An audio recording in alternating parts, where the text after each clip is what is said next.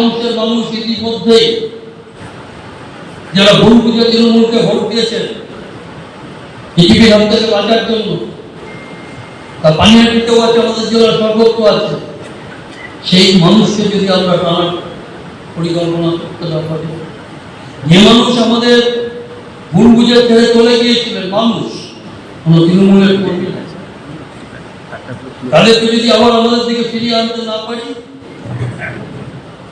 তাহলে কমিউনিস্টরা নয়, গণতান্ত্রিক শক্তি নয়, সেই জায়গাটা গ্রহণ করবে দক্ষিণপন্থী শক্তি। সেই দক্ষিণপন্থী শক্তির হাতে আজকের এই পরিবেশটা যাতে আমাদের হস্তক্ষেপ করার সুযোগ আছে,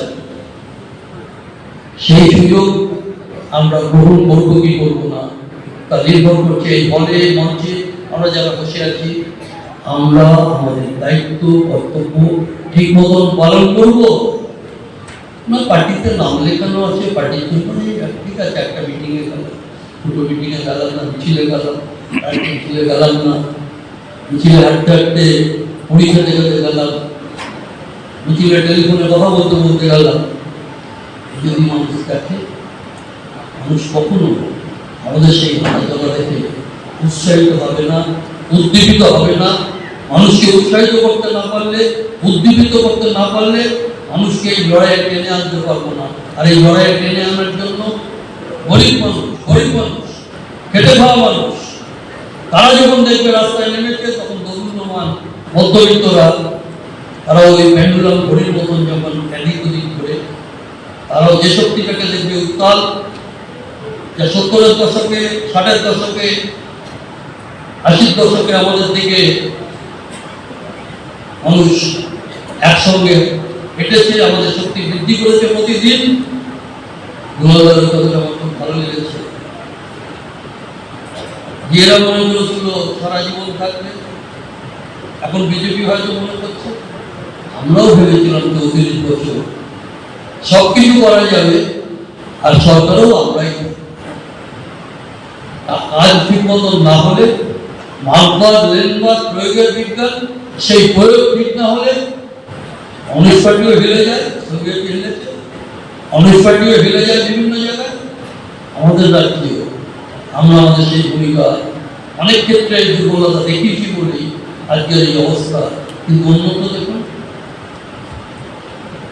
আপনি বিহারে দেখুন, উত্তরপ্রদেশে দেখুন, তেলেঙ্গানায় দেখুন, কেরলে দেখুন, সরকার নেই আন্দোলন, অন্ধ্রপ্রদেশে দেখুন সরকার নেই আন্দোলন, বিভিন্ন জায়গায় মহিলা যারা শ্রমিক, তারা এক পোশাক পরে দল বেঁধে তারাই বিক্ষোভ দেখাচ্ছে।